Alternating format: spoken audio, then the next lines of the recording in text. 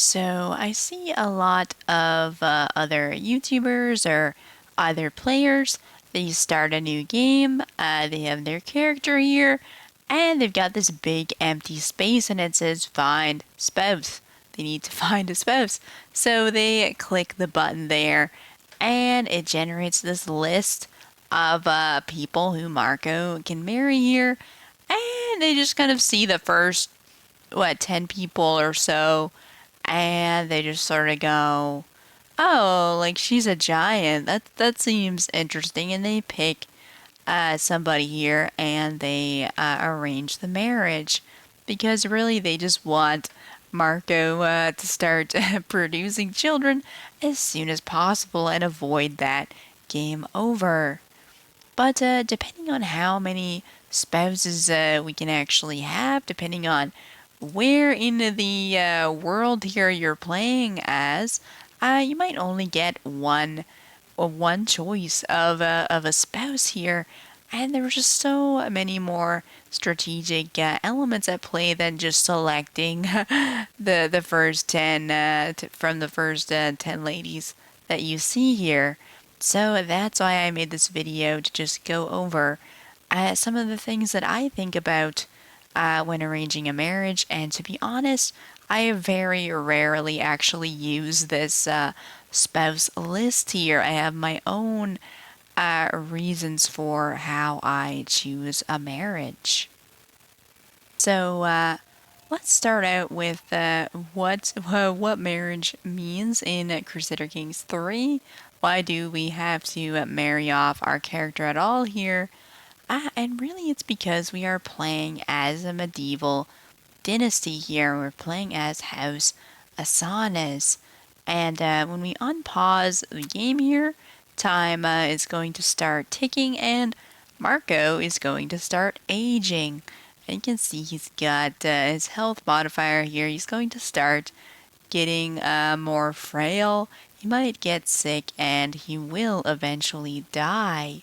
So in order to continue playing the game, we need other family members of House Asanas that we can continue playing as after Marco's death here. And right now, that is his daughter Novena. He has one child. There's only two living members of House Asanas there, Marco and his daughter. So we want to get him married there so that he can produce some more little Asanas there who can further his dynastic gene pool there and avoid a game over. So, if we wanted to know how many spouses we can actually have, we want to go over to our religious view here, and I will click on Orthodoxy there, and it lists out a bunch of the doctrines of this religion. And this one here is the marriage doctrines. You'll see that the marriage type is listed as monogamous. So it says right there in the text that we can only have one spouse. So that's it makes it a pretty important choice there. That is sort of the default for much of the Christian faith there. They are a monogamous religion. Different religions will have different doctrines there, but you can see that Catholicism and Orthodoxy, both Christian faiths there, take up a good chunk of the map, at least in, Western and Eastern Europe there. If you're playing more in the East or in Spain or Africa, you might get some more choices there, as well as playing up north with the Vikings. So, if we click some of these off, you can see that some of these faiths have concubines, so they can have one spouse, but they can have up to 3 concubines. You can hover over and read about concubines there. They're generally less prestigious than a spouse, so your choice of spouse is still pretty important under that marriage type. You may also have polygamous marriages there, where you can have more than one spouse. And that obviously makes your choice of spouse a little bit more lenient since you have more options there. Off the top of my head, those are the only marriage types. Those are the three types. For the purpose of this video, I'm just going to assume that we only get one choice of spouse there, since that is sort of the most significant strategic choice there. And when we're looking at the religious view, we may also want to look at our main doctrines here to see what our gender laws look like. In this case, we are male dominated, or rather, Catholicism is male dominated. I believe Orthodoxy is as well there. Yes, male dominated. So this is something that you'll see for a good chunk of the world during this time period. There are some options to change this in the game rules or even modify religions over the course of the game, but yeah, most of the world in medieval times was very male dominated there. For the purpose of a marriage, though, it kind of indicates what the default marriage type will be, which let me explain that further here. So, if I, Marco, who is a male in a male dominated faith there, choose a spouse, let's just pick the first person here. It tells us at the top that children of this marriage will be born into my house, House Asanas, and that is basically the default. I am the default gender according to Orthodoxy there, so my children will be born to my house. But my daughter here, she is a woman. She's a little girl, and if she clicks find spouse here, and we pick the first guy that we see, it gives us this red message there saying that children born of this marriage will be of her husband's dynasty, Delugash. So she will not bear children of our house with a default marriage there. She has to arrange a special type of marriage to make sure that she, as a woman, bears children of our house here. And that special marriage type is this button here, Matrilineal. We need to press this button if we want to arrange a matrilineal marriage for her. And if we read about that further, it just means that children will be born into the mother's house, which is quite important right now for her, since she is our heir. She's going to inherit all of our counties there. So if we make the wrong marriage for her, her children may not be of our house, and we would get a game over once Marco and her die.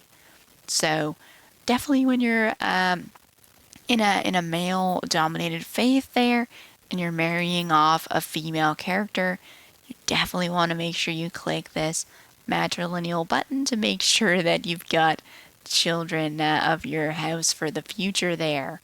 Now, keeping in mind that if our religion was female dominated at all, if this was flipped, then our daughter, as the default gender there, would be able to arrange a marriage without this button, and it would be Marco as the minority gender there who would have to click this off here to ensure that children would be of his house. So really this little button here, even though it says matrilineal, I believe it is essentially the non-gender default marriage based on whatever your religious doctrine is. I don't personally know that there's many characters that start as a female-dominated religion. Potentially down in Africa, there may be some, but I am not really familiar with that there. So For the purposes of this video, I'm going to call the non-default marriage a matrilineal marriage there.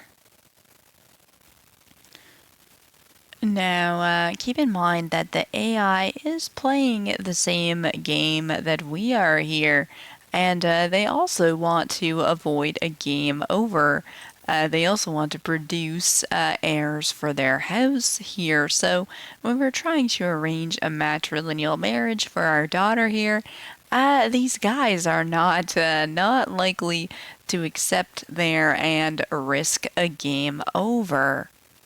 So your choices will often be a bit limited for a matrilineal marriage, especially early on in the game when we haven't really made a name for ourselves yet. This is actually quite promising. Usually, matrilineal marriages will be mostly lowborns here, but it looks like we would be able to generate some alliances there, so that is quite impressive.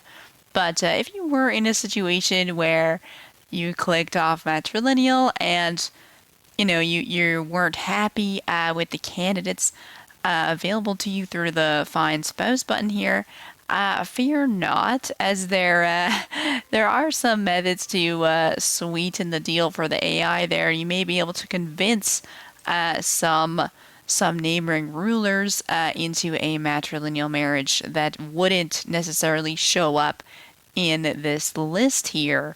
I typically poke around amongst my vassals here or the surrounding rulers looking for families that have quite a lot of sons, because your succession will be your first son, your second son, your third son. The more sons a family has, the lower down in the line of succession they will be, and potentially if they're very low down in the line of succession, they may not mind marrying into my family, since their prospects are pretty low in their own families there. So I believe what we ended up doing was marrying Navenna into this family here. Right now, this guy has only 2 sons, but once we unpaused, he ended up having quite a few more sons, and we were able to marry off his youngest son matrilineally to Navenna there, which got us a pretty good alliance with a strong neighbor there. So not necessarily something that we would see just from this find spouse button, but we kind of had to dig a little and we found a good opportunity. You can also manipulate or take advantage of the AI a little bit. Jumping ahead here, we're now playing as Marco's daughter Rosa, and she herself has a female heir there. So I was actually able to arrange a matrilineal marriage for her to the future heir of Dyrrachion here.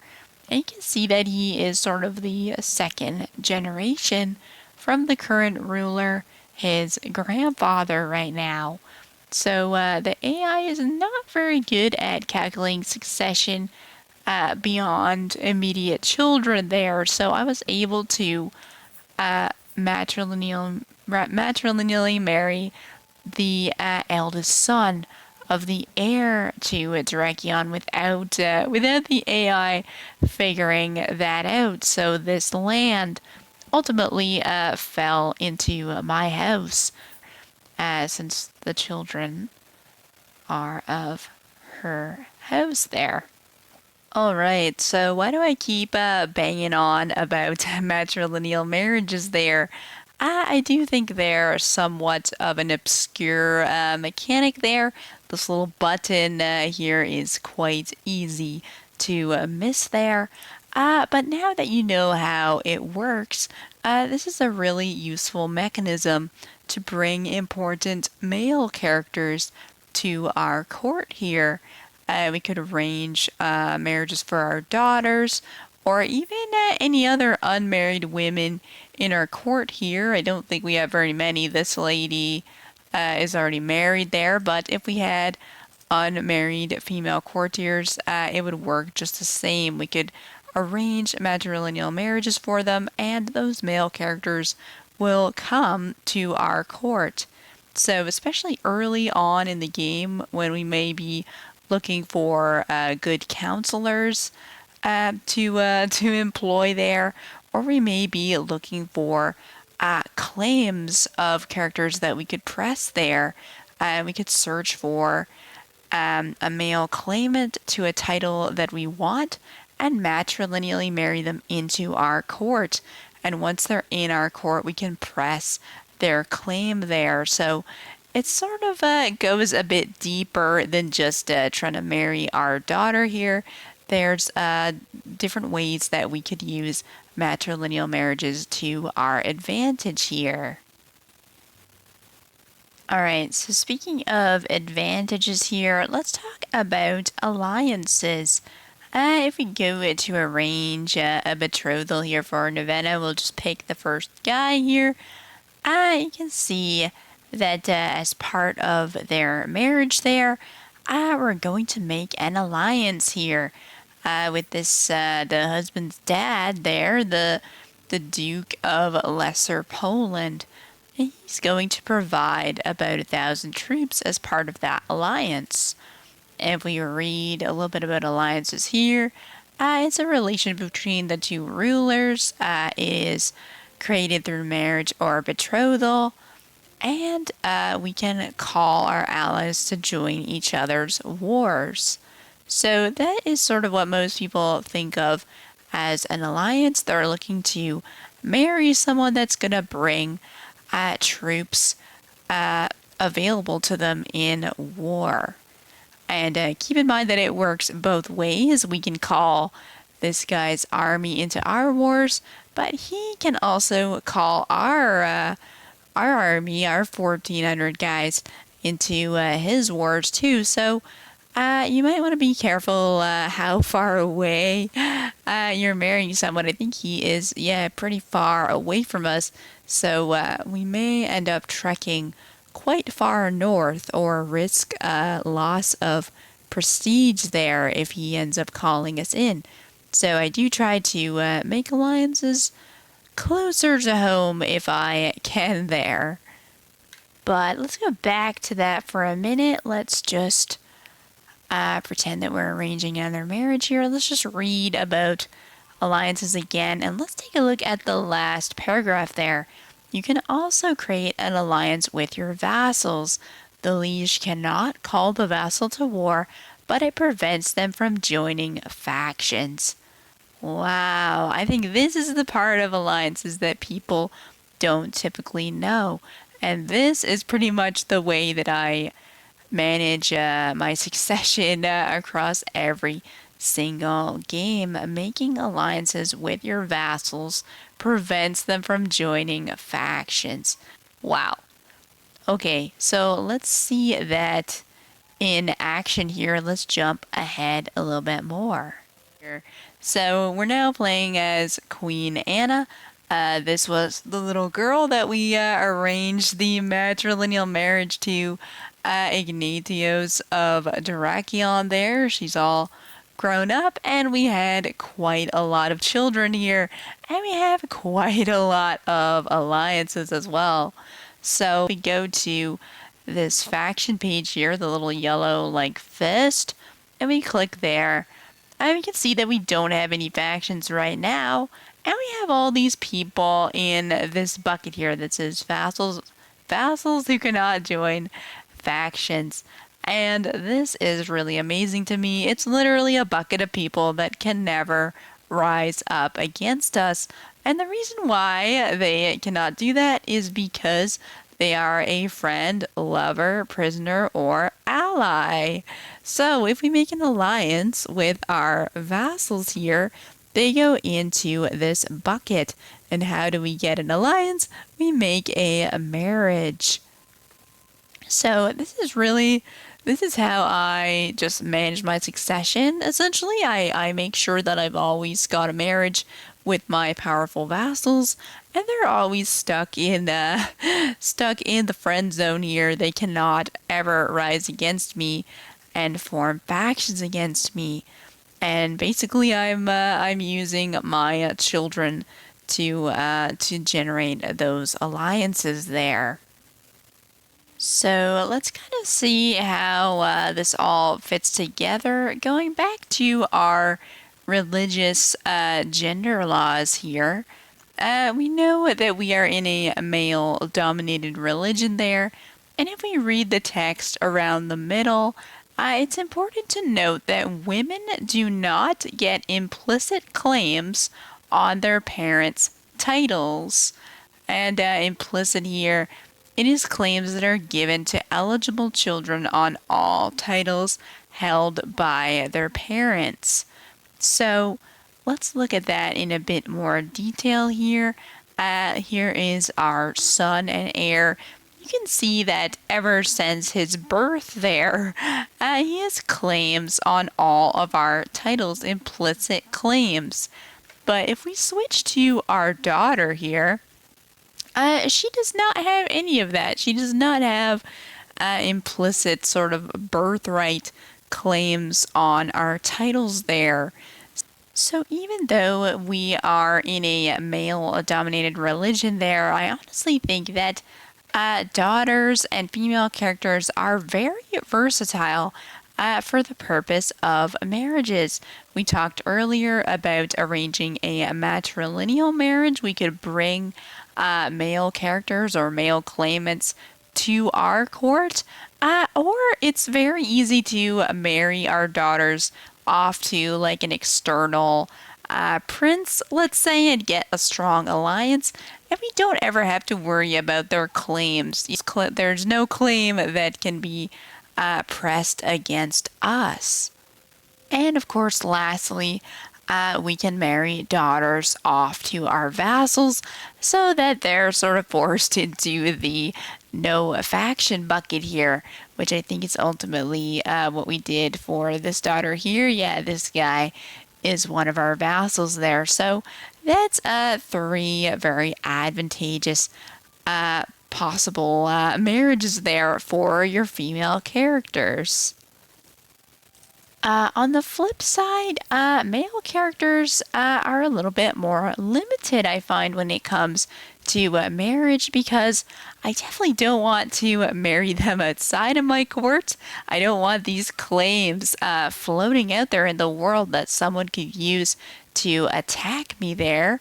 And also, their wives, the people that they're marrying, probably aren't going to have those implicit claims that are beneficial to me.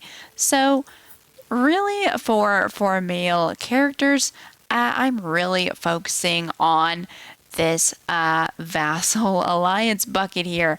I want to exclusively marry my male characters off to the daughters of my vassals, just like we did here, I think, to make sure as many vassals as possible cannot rise against me or my heir here upon succession there. Final tip for alliances. If you do need an alliance in a pinch here, but you don't really have any children to marry off yet, you can go down the diplomacy lifestyle here under diplomat there on the left, and choose the defensive negotiations perk that buffs your opinion there with other vassals or independent rulers, and you can propose one alliance without a marriage. And the last thing that I look for when arranging a marriage is marrying for good traits here. There are a number of characters in Crusader CK3 that are genetically blessed there. Perhaps the movie stars or athletes there of their day. And we can marry these folks into our dynasty there and increase the chance that our family members will carry these traits there. Of course, this does work for either gender. If we're marrying female characters, we just have to make sure that it's a matrilineal marriage so that these traits will be part of our dynasty. I do typically focus on marrying for traits with male characters, just because it's a little bit easier convincing folks to join our court without having to choose a matrilineal marriage there.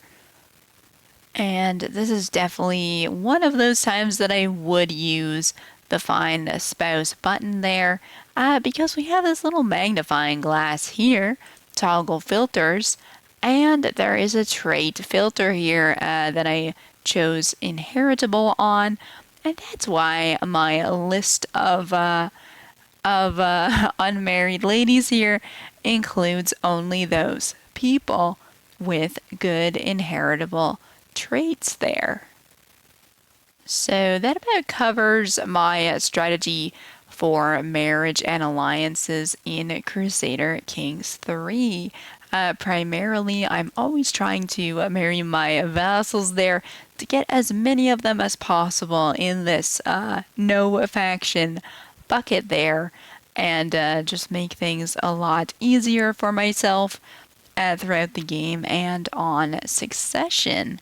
After that, I might try to bring some male characters to my court there, make sure I have good counselors at every position, maybe bring in some more knights to make sure I've got those maxed out, and then finally I would focus on marrying for traits to bring some good genes into my bloodline there.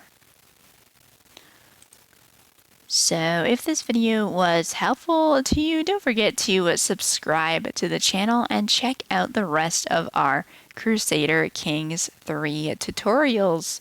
We're definitely going to keep making more as we continue playing through the game and trying out the new expansions there. So stay tuned for more, but we'll see you next time on Crusader Chronicles.